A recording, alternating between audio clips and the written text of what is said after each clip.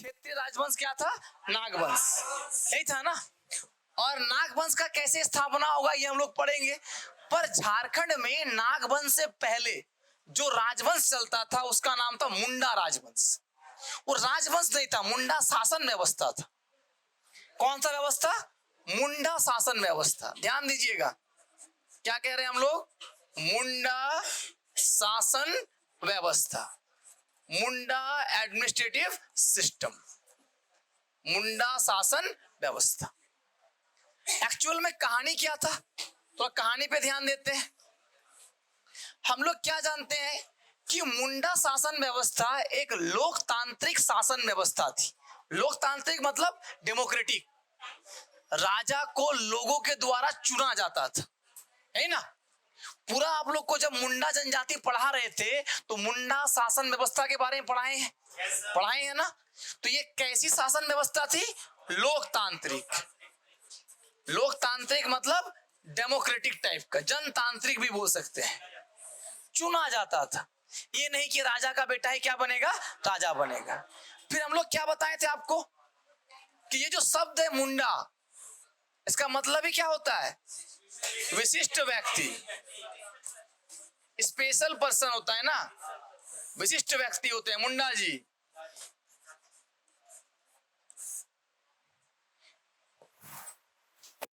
ठीक है, आगे हम लोग क्या चर्चा किए थे कि मुंडा जनजाति को झारखंड राज्य निर्माण करने का श्रेय दिया जाता है। भले झारखंड की सबसे प्राचीन आदिम जनजाति कौन है? असुर, लेकिन झारखंड राज्य निर्माण का श्रेय किसको जाता है? तो लिखेंगे झारखंड राज्य निर्माण का श्रेय किसका श्रेय? झारखंड राज्य निर्माण का श्रेय झारखंड राज्य निर्माण का श्रेय किसको दे देंगे हम लोग? मुंडा जनजाति को देंगे। याद रहेगा, झारखंड राज्य को निर्माण का श्रेय किसको जाता है? मुंडा जनजाति को जाता है, मुंडा ट्राइब्स को जाता है। अब चलो जिससे पूछेंगे वो जवाब देगा। मुंडाओं का एक फेमस लोक कथा है ना, तो आप ही बता दीजिए उस लोक कथा का नाम क्या है। बाकी लोग शांत रहेंगे। मुंडाओं का एक लोक कथा है जिससे मुंडा जनजाति की जानकारी मिलती है। उस लोक कथा का नाम क्या है? हाँ सही है, सोसो बोंगा। ठीक है, कौन सा बोंगा? सोसो बोंगा। बताए थे मुंडाओं का एक लोक कथा बोले तो फोक टेल। उस लोक कथा का नाम क्या है? सोसो बोंगा।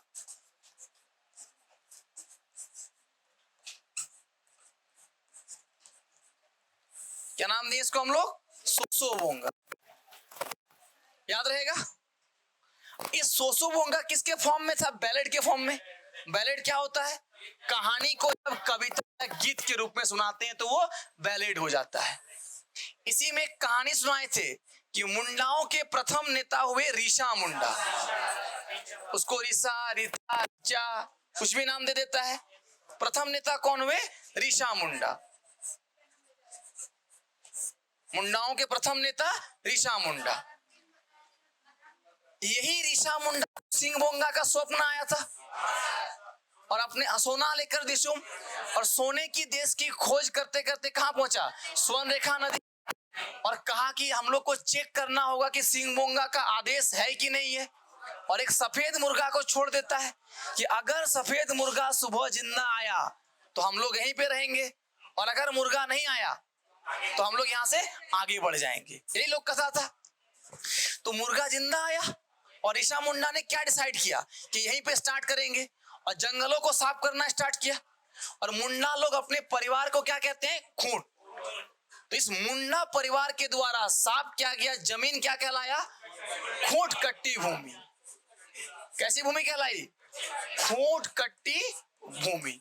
चलो कहानी को आगे बढ़ाते हैं। ऋषा मुंडा यहाँ पे जरूर आया, लेकिन अपना लीडर किसको बनाया? सूतिया पाहन को। किसको बनवाया? सूतिया पाहन को। याद रखेंगे, किसको अपना लीडर बनवाया? सूतिया पाहन को। सूतिया पाहन। और इन्हीं के नाम पर राजधानी कहां बनी? सुतियांबे। पिठोरिया से पहले देखने को मिलता है रांची में ही सुतियांबे। इसको क्या बनाया? राजधानी। मतलब मुंडा शासन व्यवस्था का राजधानी कहां पे था? सुतियांबे था। फिर हम बताए थे कि पूरे क्षेत्र को कुछ समय के पश्चात 7 गढ़, कितना गढ़? 7 गढ़ और 21 पढ़ा में बटा था। 7 गढ़ का नाम पढ़ा दिए थे, पालूनगढ़, लोहागढ़, और कौन सा गढ़ था? कैसलगढ़, सुरगुमगढ़, हजारीबाग। इस तरह से 7 गढ़ में बटा हुआ था। और कितना पढ़ा? 21 पढ़ा, या परगना बोल सकते हैं इसको, पढ़ा या फिर परगना। 21 परगना में विभक्त था। फिर बताए थे कि समय बीतता गया और कौन नया शासक बना मुंडाओं का? मदरा मुंडा। मुंडाओं का शासक कौन बना? एकदम आखिरी समय तक पहुंचते पहुंचते मदरा मुंडा। मदरा मुंडा। इनके बाद मुंडा लोग, मतलब मुंडा शासन व्यवस्था धीरे धीरे क्या होगा? डिक्लाइन कर गया, धीरे धीरे किया। इसके बाद जो नया शासक बना वही था फणी मुकुट राय। मदरा मुंडा के बाद लोगों ने जिसको अपना राजा चुना वही कौन था? फणी मुकुट राय। क्या कह रहे हैं हम लोग? मदरा मुंडा के बाद जो भी राजा बना उस नए राजा का नाम क्या हुआ? फणी मुकुट राय। और यही था नाग वंश का प्रथम शासक। इसको नाग वंश का आदि पुरुष कहा जाता है। जो मूवी आया उसकी बात नहीं कर रहे हैं, है ना? नाग वंश का आदि पुरुष कौन है? फणी मुकुट राय। हाँ, प्रभास को जाके नहीं करना यही तो आदि पुरुष है, तो ऐसा नहीं करना है, नहीं मारना। इसलिए तो कह रहे हैं कि फणी मुकुट राय को क्या कहा जाता है? नाग वंश का आदि पुरुष कहा जाता है। क्यों सर? मदरा मुंडा के बाद इसका बेटा या कोई वंश का क्यों नहीं बना? एक्चुअल में मदरा मुंडा ने ही इसका लालन पालन किया था। मदरा मुंडा के समय में घटना होती है कि इनके अपने बेटे का नाम रहता है मणि मुकुट राय। अपना बेटा का नाम मणि मुकुट राय, और जिसका ये लालन पालन करता है, गोद लेता है, उस बेटे का नाम फणी मुकुट राय।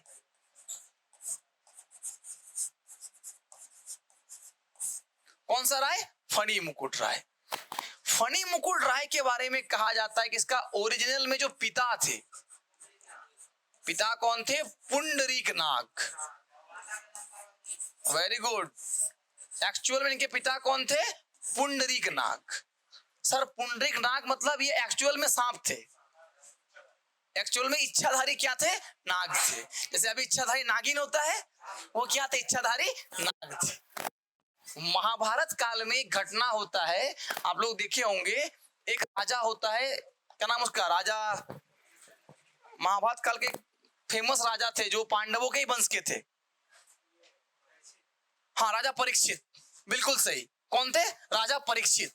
महाभारत काल में होता है ना? महाभारत काल में जो चेंज चलता है पांडवों के बाद, उसी पीढ़ी में कौन आता है? परीक्षित। तो नाग कुल के राजा तक्षक ने शपथ लिया था कि हम पूरे वंश को क्या कर देंगे? समाप्त कर देंगे। और कहा जाता है कि उस तक्षक नाग ने परीक्षित को दंश लिया, और उसी के बोल सकते हैं आप कि भाव में आकर, गुस्से में आकर उनका बेटा होता है जन्मेजय। वो एक क्या करता है? यज्ञ कुंड बनवाता है और विशाल हवन में हवन करता है, और उस हवन में सारे नाग लोग आके गिरने लगते हैं और मरने लगते हैं। है क्या? एक्चुअल में लोक कथा है ना? ऐसा आपको टीवी में सीरियल देखने को मिलेगा, मिलता है ना सीरियल, तो वही वाला कहानी है। सब नाग गिर गिर के मरने लगता है।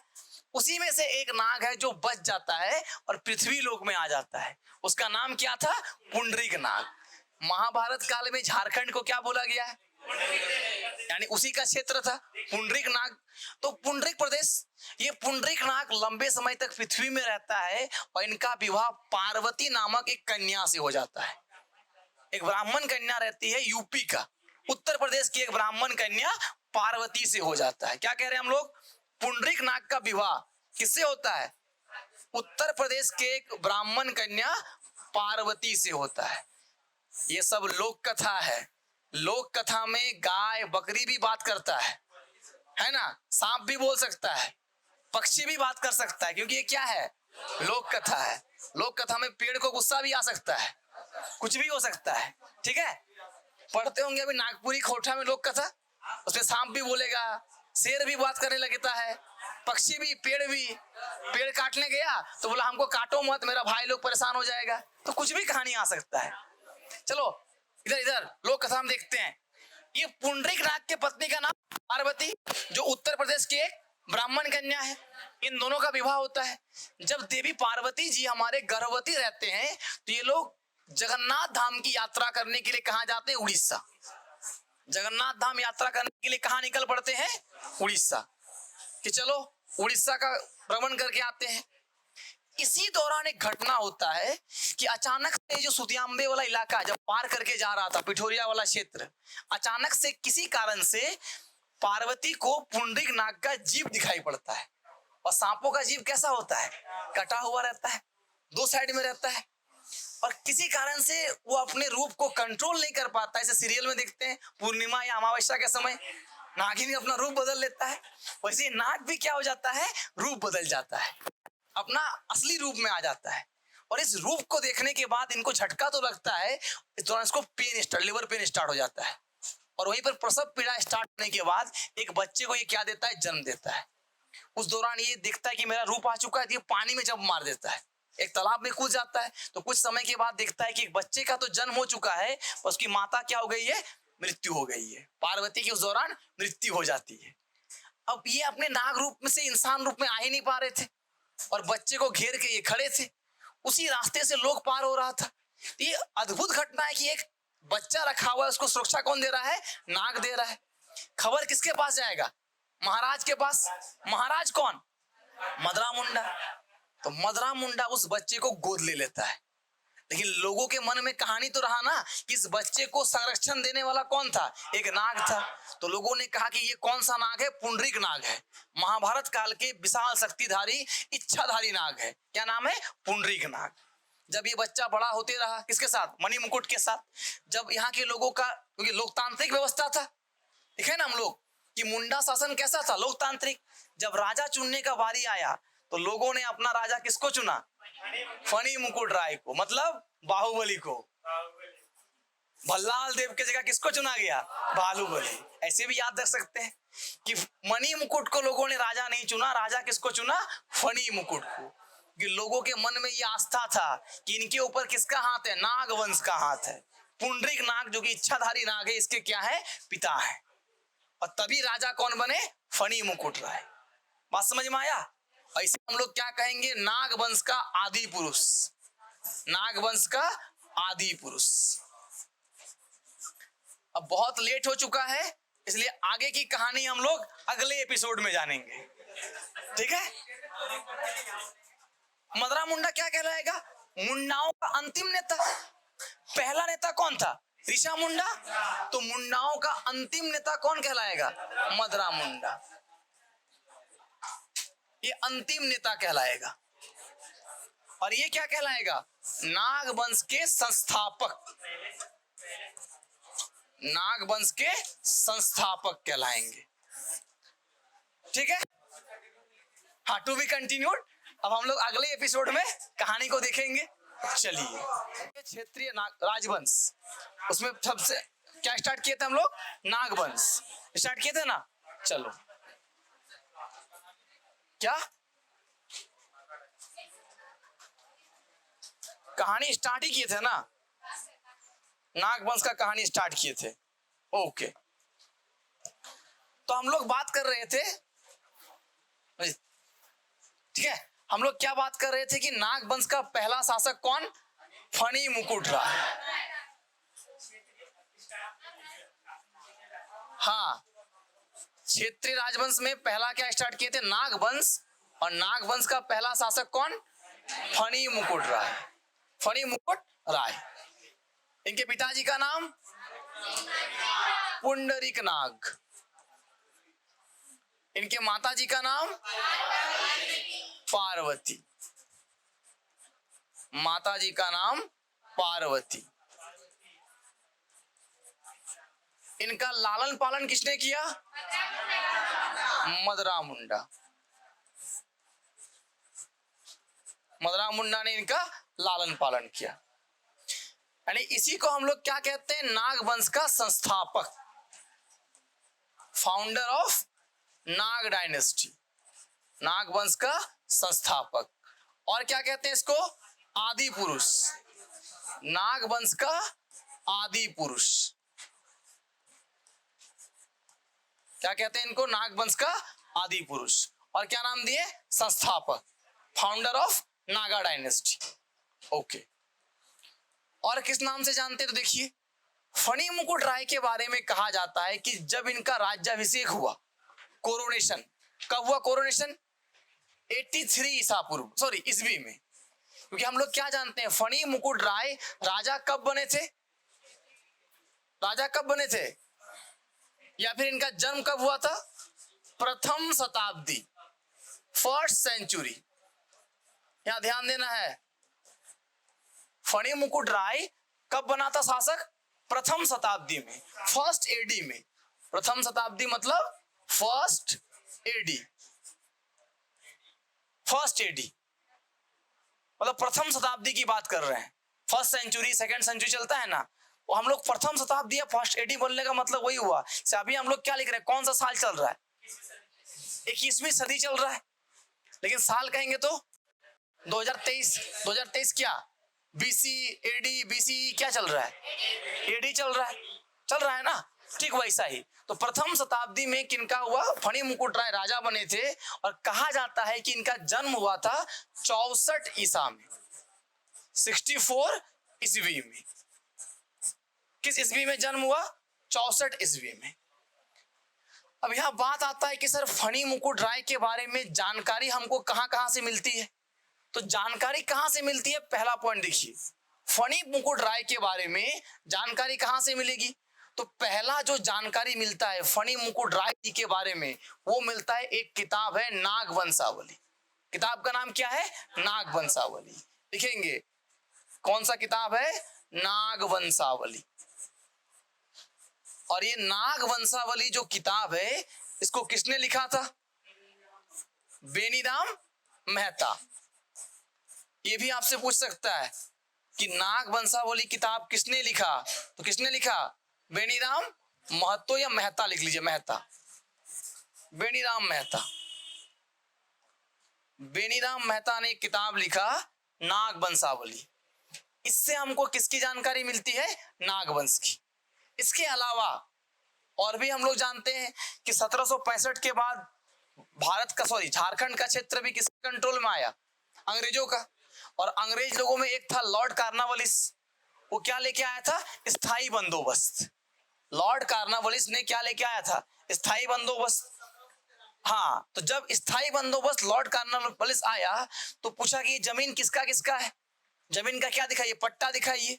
तो उस समय के जो नागवंशी शासक थे, उन्होंने लॉर्ड कार्नवालिस को क्या दिया, पट्टा दिया कि देखिए ये है नागवंश का पहला शासक फणी मुकुट राय, और इसी के हम लोग क्या है, डिसेंडेंट है, ये हमारे क्या है, पूर्वज है।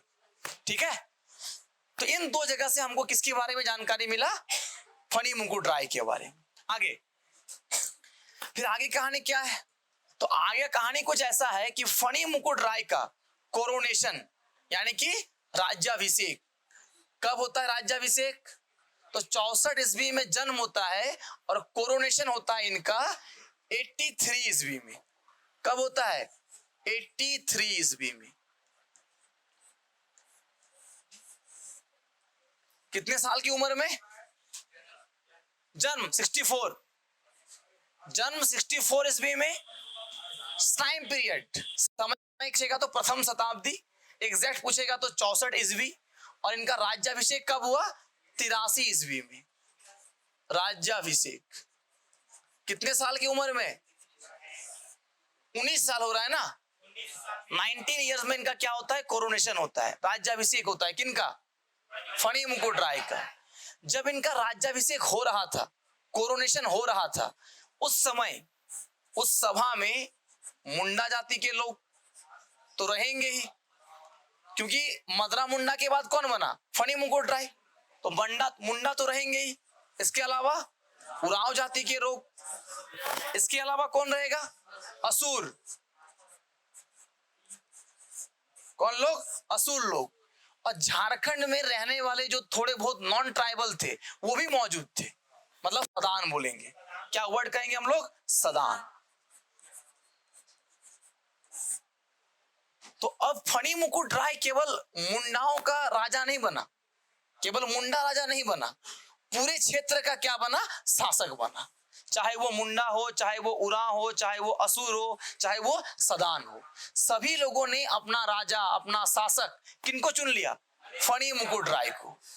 और जैसे ही फणी मुकुट राय को चुना तो इसके बाद से एक परिवर्तन हुआ। क्या परिवर्तन हुआ? कि अब राजा का पद वंशानुगत हो गया। अभी तक क्या था? लोकतांत्रिक था, लोग चुनते थे। पर फणी मुकुट राय के बाद राजा का पद क्या हो गया? वंशानुगत। मतलब फणी मुकुट राय के ही वंश का क्या बनेगा? राजा बनेगा। तो क्या लिखेंगे हम लोग? नोट करके लिखेंगे कि फणी मुकुट राय के पश्चात, फणी मुकुट राय के पश्चात राजा का पद, राजा का पद वंशानुगत हो गया। क्या हो गया? वंशानुगत हो गया। फणी मुकुट राय के पश्चात राजा का पद क्या होगा? वंशानुगत। वंशानुगत कहने का मतलब हेरिडेटरी, वंश के अनुसार चलेगा। वंशानुगत हो गया। अब राजा क्या बनेगा? वंश के अनुसार। इन्हीं के खानदान के लोग क्या बनेंगे? राजा बनेंगे। देखो, जब यहाँ पे मदरा मुंडा या फिर सुतियांबे पढ़ाए थे या सुतिया पहन बता रहे थे, उस समय जो शासक बना था तो कितना था? 7 गढ़ और 21 पढ़ा या 21 परगना। फणी मुकुट राय के समय में टोटल 66 परगना हुआ। कितना परगना हुआ? 66। लिखेंगे फणी मुकुट राय के समय में कुल कितने परगने? 66। यानी 21 से बढ़ के कितना हो गया? 66।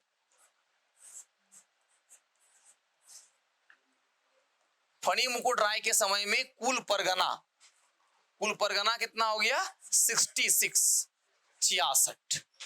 कारण क्या था? एक समय में केवल मुंडा लोग क्या मानता था? अपना क्षेत्र मानता था। उरांव अलग, असुर लोग अलग, सदान लोग अलग। जैसे ही फणी मुकुट राय आया तो सारे लोग एक्सेप्ट कर लिए, सब एक जगह पे आ गए। ऑटोमेटिक क्या हो गया? परगना बढ़ गया। साथ ही साथ फणी मुकुट राय ने उड़ीसा क्षेत्र में आक्रमण किया था। कहां आक्रमण किया था? उड़ीसा क्षेत्र में। याद रहेगा? लिख लीजिएगा क्योंझर। कि फणी मुकुट राय ने अपने शासन काल में, फणी मुकुट राय ने अपने शासन काल में उड़ीसा के क्योंझर क्षेत्र में, उड़ीसा के क्योंझर क्षेत्र में आक्रमण किया था। किस क्षेत्र में आक्रमण किया था? उड़ीसा के क्योंझर क्षेत्र में आक्रमण किया था। फिर से लिख लीजिए, फणी मुकुट राय ने अपने शासन काल में उड़ीसा के क्योंझर क्षेत्र में आक्रमण किया था। क्लियर? इस 66 परगना को इन्होंने 4 गढ़ में डिवाइड किया था। इस 66 परगना मतलब 66 छोटा छोटा क्षेत्र को ऐसा समझिए कि 66 गो छोटा छोटा क्षेत्र को 4 गो जिला में बांट दिया था। कितना जिला में? 4। तो लिखेंगे इस 66 परगना को कितने गढ़ में? 4 गढ़ में। कौन कौन 4 गढ़ था? सबसे पहला लिखिए घटवारी। क्या लिखे हम लोग? घटवारी। फिर क्या लिखेंगे हम लोग? ढोइसागढ़, ढोइसागढ़। फिर क्या लिखना है? खुखरागढ़। ढोइसा के बाद खुखरागढ़। हाँ, ढोइसागढ़, खुखरागढ़। और क्या लिखना है? जर्सीगढ़, जर्सीगढ़। कितने गढ़ में डिवाइड किया था? 4 गढ़ में। 66 परगना को 4 गढ़ में डिवाइड किया। घटवारी, ढोइसा, खुखरा और जर्सी। घटवारी में कितना? 22। घटवारी में कितना? 22। 22 परगना को रखा घटवारी में, ठीक है। ढोइसागढ़ में कितना परगना, ढोइसागढ़ में कितना परगना था, 18 परगना। ढोइसागढ़ में कितना, 18। कहाँ है ढोइसागढ़, खुखरागढ़ में कितना, और जर्सीगढ़ में कितना, ऐड कीजिए तो 66 परगना हो रहा है।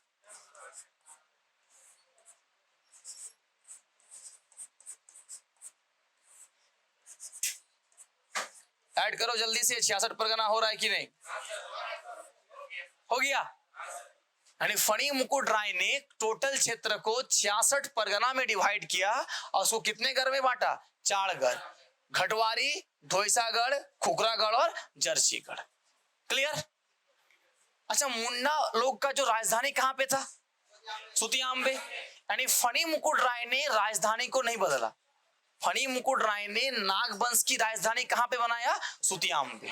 तो क्या लिखेंगे, फणी मुकुट राय के द्वारा नागवंश की राजधानी, फणी मुकुट राय के द्वारा किसकी राजधानी, नागवंश की राजधानी किसको बनाया गया, सुतियाम्बे।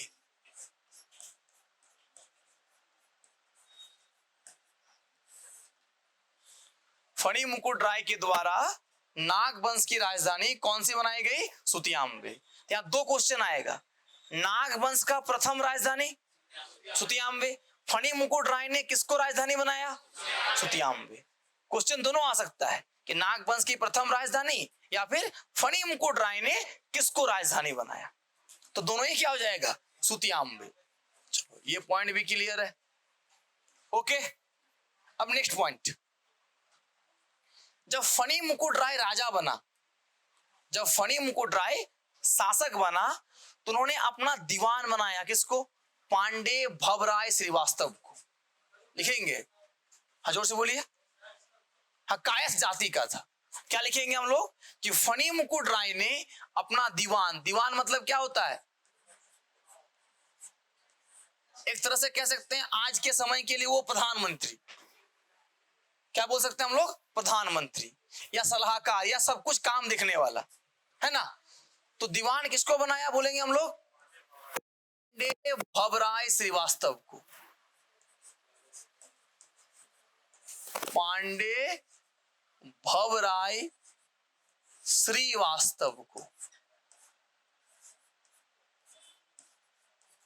इनको दीवान बनाया।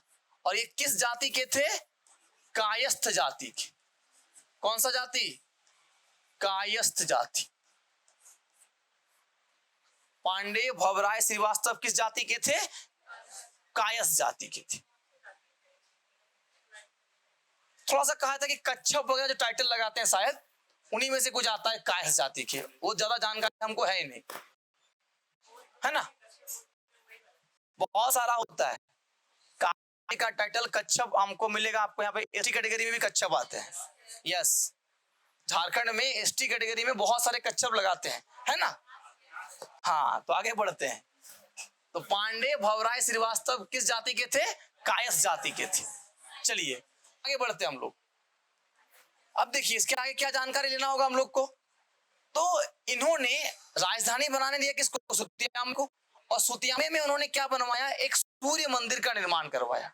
क्या निर्माण करवाया, एक सूर्य मंदिर का निर्माण करवाया। खैर वो सूर्य मंदिर अब तो रहा नहीं, ध्वस्त हो चुका है। एक सूर्य मंदिर का निर्माण करवाया था।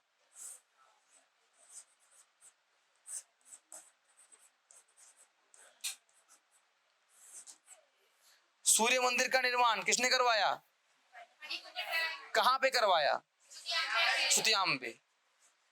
और इनके समय के प्रमुख घटनाएं, तो इन्होंने जो विवाह किया, अपना विवाह पंचेत राजघराने में किया।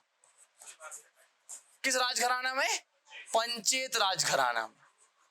याद रखेंगे कि फणी मुकुट राय ने अपना विवाह पंचेत राजघराना में किया था और इसी के बाद उड़ीसा में अटैक किया था। मैप में याद कीजिए तो यहां पे नागवंश अगर होगा, इस साइड में क्या होगा, पंचेत। यानी पूरी तरह से एक डायरेक्शन से क्या मिल गया, सुरक्षा मिल गया। सपोर्ट मिल गया ना। तब दोनों का सेना मिलकर कहां अटैक कर दिया? क्योंझर। कहां आक्रमण किया था? उड़ीसा के क्योंझर क्षेत्र में। यानी वही हम लिख रहे हैं, इन्होंने क्या किया था? पंचेत राजघराने में विवाह किया, तत्पश्चात कहां आक्रमण कर दिया था? उड़ीसा के क्योंझर क्षेत्र में। और क्या याद रखेंगे हम लोग कि फणी मुकुट राय की जो हत्या हुई थी, कहा जाता है कि इनकी हत्या इनको जहर या किस तरह का खाना में कुछ मिला के दे दिया गया था, जिसके बाद इनकी क्या हो गई थी? मृत्यु हो गई थी। और उस व्यक्ति का दोषी किसको पाला गया था? बागदेव को। किसको? बागदेव को। तो लिखिए, फणी मुकुट राय की हत्या, फणी मुकुट राय की हत्या बागदेव नामक, फणी मुकुट राय की हत्या बागदेव नामक एक व्यक्ति ने, बागदेव नामक एक व्यक्ति ने खाने में कुछ मिलाकर, खाने में कुछ मिलाकर देने से, कुछ मिलाकर देने से हो गया था। ऐसा लिख लीजिए, खाने में कुछ मिलाकर देने से हो गया था। किसकी हत्या हो गया था? फणी मुकुट राय का। हाँ, ये भी पॉइंट बात सही है तो इंसान ही है ना। हाँ बोलिए।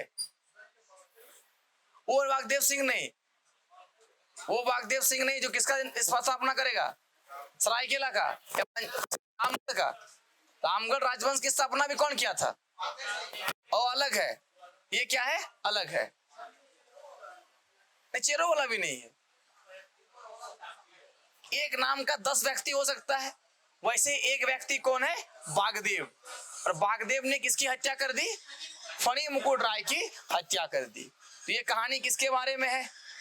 फणी मुकुट राय के बारे में। क्लियर?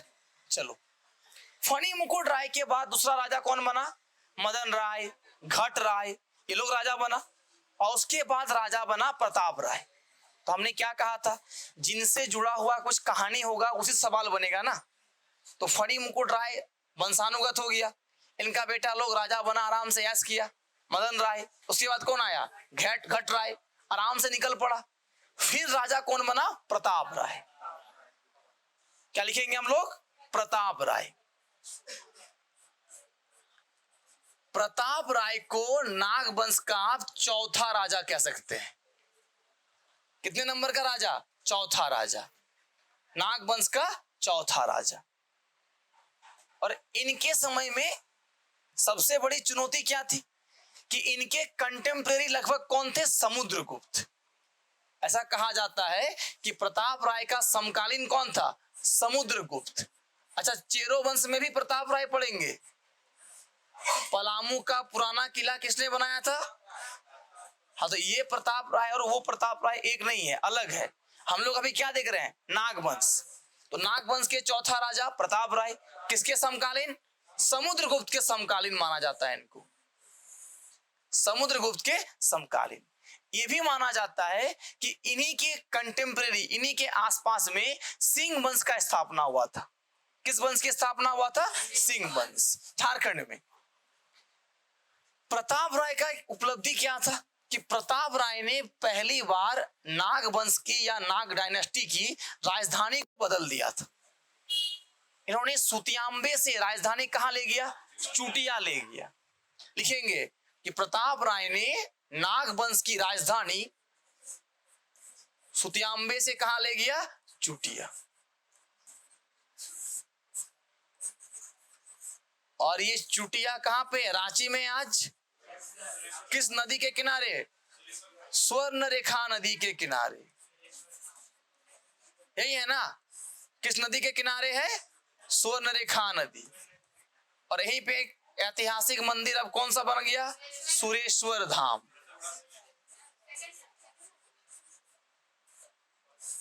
सुरेश्वर धाम। ये हम ऐसे ही लिख दिए, नागवंश के ये कहानी नहीं है। सुरेश्वर धाम तो अभी बना है ना? हाँ, हम क्या बोल रहे हैं कि प्रताप राय ने नागवंश की राजधानी सुतियांबे से कहां ले गया? चुटिया। और चुटिया किस नदी के किनारे है? स्वर्ण रेखा नदी के किनारे है। ये तो अभी का एक लिख दिया हम ऐसे ही कि यहाँ पे अब क्या स्थित है? सुरेश्वर धाम स्थित है। चुटिया में ही। तो सीधा आपको पूछ लेगा कि प्रताप राय ने अपनी राजधानी किस नदी के किनारे बनाया? कौन सा नदी? स्वर्णरेखा नदी। ठीक है, स्वर्णरेखा नदी। समय बीतता गया, इनके बाद कई सारे राजा और भी आएंगे, है ना। हम लोग बात करते हैं एक अभिलेख का, आप लोग को बताए भी थे, समुद्रगुप्त का एक अभिलेख था। कौन सा अभिलेख? प्रयाग प्रशस्ति। यानी कहीं ना कहीं उस अभिलेख का जो टाइम पीरियड है किसके समय में है? प्रताप राय के समय में। फिर समय बीतता जाएगा बीतता जाएगा, अब नया राजा कौन आएगा? भीमकर्ण। नया राजा कौन आएगा? भीमकर्ण। लेकिन भीमकर्ण से पहले इस क्षेत्र में कोई ना कोई तो आएगा ना। तो आप लोग पढ़ते होंगे कि गुप्ता डायनेस्टी के बाद सेंट्रल में कौन आया था? शशांक, गौंड राजा शशांक, नाम सुने होंगे ना। शशांक के समय काल में नागवंशियों का पावर धीरे धीरे क्या होने लगा था? कम होने लगा था। याद रखिएगा, पूर्व मध्यकाल में यानी मध्यकाल से पहले अगर कोई शासक हुआ जो झारखंड पर डायरेक्ट कंट्रोल किया तो उसमें एक था अशोक और दूसरा कौन? शशांक। इन लोगों का झारखंड क्षेत्र में क्या था? डायरेक्ट कंट्रोल था। और दोनों ही खतरनाक राजा थे, अशोक भी और शशांक भी। दोनों ही किसको मानते थे? भगवान शिव को, शैव धर्म को मानते थे। अशोक ने बाद में कलिंग युद्ध के बाद शैव धर्म को त्याग के किसको अपना लिया था? बौद्ध धर्म को अपना लिया था। तो हम क्या कह रहे हैं कि इसके बाद एक समय आया और एक नया राजा कौन आता है? गौंड राजा शशांक। शशांक, स्पेलिंग देख लीजिएगा, शशांक, है ना। गौंड राजा शशांक वही आदमी है जो बोधि वृक्ष को कटवा दिया था। यही है गौंड राजा शशांक जो बोधि वृक्ष को क्या कर दिया था? कटवा दिया था। इनके बारे में कहा जाता है कि बौद्ध धर्म को बहुत सारे लोगों की हत्या करवा दी थी, बौद्ध धर्म मानने वालों की हत्या करवा दी थी गौंड राजा शशांक ने। क्लियर? शशांक के टाइम पीरियड में कई सारा यहाँ पे राजा हुए, सुंदर राय, मुकुंद राय, कई राजा हुए, पर उनका कोई कहानी हम लोग को देखने मिलता नहीं है क्योंकि झारखंड में उस समय कंट्रोल किसका हो गया था? शशांक का। ठीक है, समय बीतता जाएगा और एक नया राजा बनेगा, कौन? भीमकर्ण। बहुत राजा है बीच में, हम बार बार कह रहे हैं, पर हम लोग एग्जाम में जहां से सवाल बनता है जो इंपॉर्टेंट है उसी को देख रहे हैं। नहीं तो केवल नागवंश पढ़ने में 4 महीना लगेगा, है ना। तो लिखेंगे भीमकर्ण। नया राजा कौन बना? भीमकर्ण। अब पहला पॉइंट क्या आता है कि सर अचानक से ये कर्ण कैसे हो गया? अभी तक राय चल रहा था ना, फणी मुकुट राय, प्रताप राय, घट राय, है ना।